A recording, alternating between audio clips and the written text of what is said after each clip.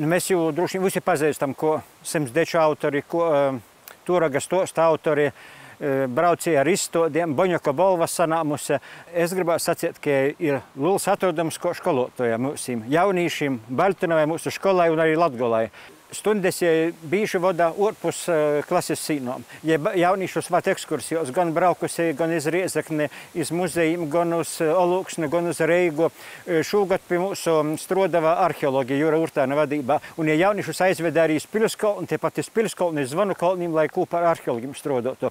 Ja ir radoša, ja ir oriģināla, gan savā, gan dzīvē, gan skolotāja darbā. Stundies pasunko toža nevarēja. Ja mūsim, jāsaka, to mocēja kaut kādas mazos etīdes, kuras varētu izspēlēt, vai kaut kādas dzīves situācijas. Ja sacīja, ko jūs vīgļok, vai jūs gribat runāt latviešu valodā vai latgaliski. Man patika tas, ka ja vienmēr spēja atrast pie mūsim kaut kādu pieeju, vai varētu ar mūsim strodot, vai mūsim nebūtu garlaicīgi, vai mēs negribētu sacīt to, ka mēs kaut kādā veidā nobastosim stundu vai kaut ko tādu.